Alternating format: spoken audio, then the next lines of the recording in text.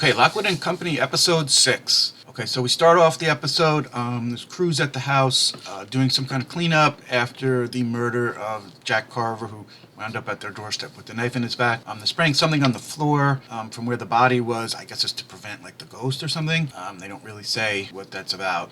George says the dagger was some kind of Indian design and that they come in pairs, so someone, presumably the killer, has the other dagger. So that's a clue going forward. Agent Barnes says that the mirror investigation is going to the Fitz team now, which is Kip. Lockwood convinces them to give them one more shot, and he grudgingly agrees to that. After Agent Barnes leaves, the three filter back into the rest of the house, and we see Lockwood again pause at that door at the top of the stairs where something's hidden, clearly struggling with something as to whatever's behind there. At the kitchen table, George says that the Bickerstaff was a highly regarded psychiatrist. He held secret meetings, but was reported out by a Mary Duloc, who was a guest, who then eventually went missing.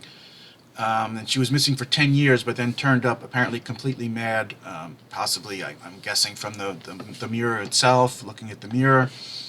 At this point, the skull starts speaking to Lucy again, saying that it's about time that they started waking up. He claims that he was a mere accolade to the master, who apparently was Bickerstaff.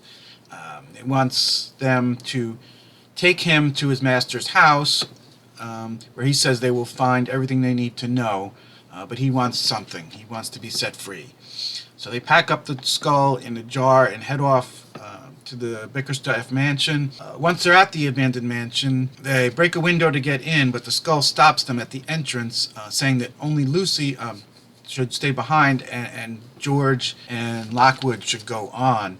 He says that she's too important, as she's the only one that could communicate with him, and that if she dies, he would be trapped in the jar forever. Lucy isn't thrilled with this and decides, however, to go on alone, or with the skull, and the other two should wait behind. The skull wants to be let out, but Lucy says they haven't found anything yet, so she's not going to let him out.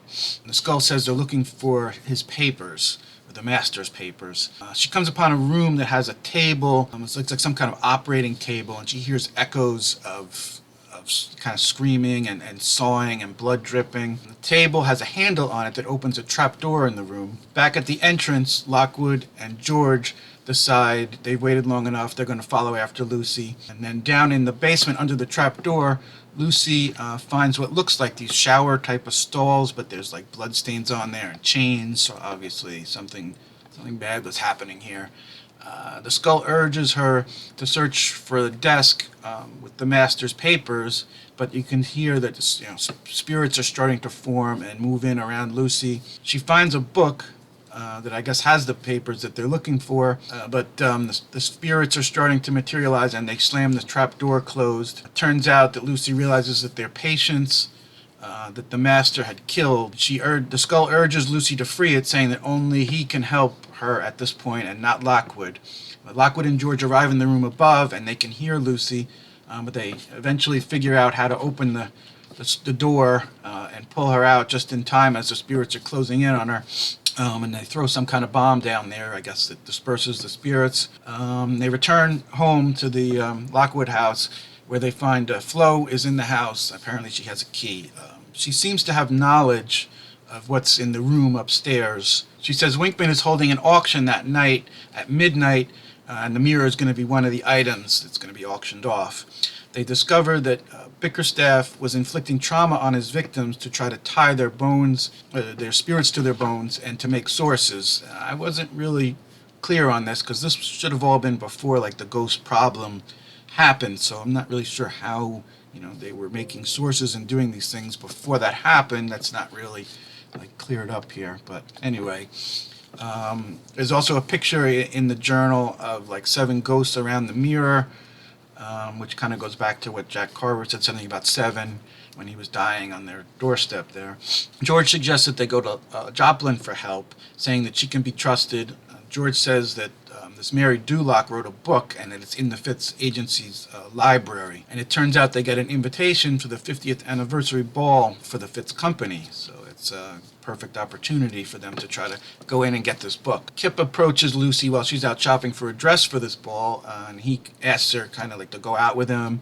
and he's also trying to get her to leave Lockwood and Company and join the Fitz agency, but she kind of brushes him off and kind of gets away and goes back inside. Inside, Lockwood gives her his necklace that he says belongs to someone that he was close to, so we're not sure what that is about at this point. And George and Pam are in the kitchen doing research. George doesn't want to go to the party. He says he'd rather stay and do the research anyway. So so George stays with Pam while Lucy and Lockwood go off to the party. And in that time, George confesses to Pam that they're going to go and get the mirror later that night. So it seems like maybe that was a mistake to tell her that. We don't know at this point. Lockwood and Lucy arrive at the party. They see these huge columns with like spirits trapped in them and stuff. And Lockwood says that Penelope Fitz likes to show off the family legacy by showing off these spirits like that. Lucy sees Kip, but she kind of avoids him. There's spirits trapped all over in the walls and the columns and stuff. And Penelope Fitz approaches Lucy at one point and again offers her a job and all, but she says she's loyal to Lockwood. So Lucy and Lockwood, they go down into the Fitz library where they have a code to enter it. And I'm not sure where they got that. I don't know if Flo somehow got that to them, or if they said that. I guess I missed it.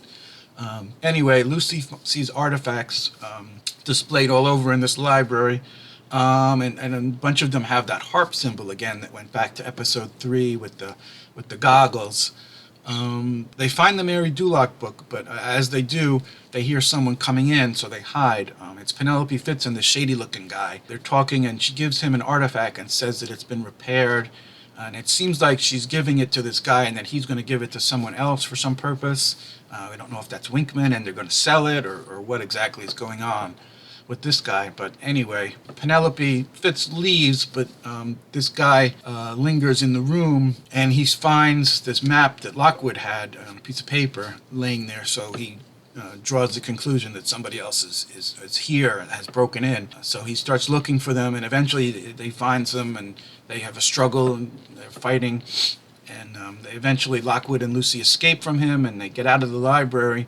But this guy alerts the guards. Lockwood pulls like some kind of what looks like a fire alarm type of thing, but it sets off like a bunch of salt sprinklers and stuff. So I guess this is for like if spirits escape.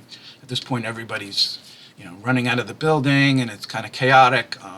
So in the chaos there, I guess Lucy and Lockwood escape, and then that's the end of the episode. So it's building towards the end now. Only a couple episodes left, so pretty exciting again. A lot of bits and pieces that are starting to come together in the overall mystery. So we'll see how they play out in the next 2 episodes. Okay, and so that's it for this episode, and be on the lookout for episode 7.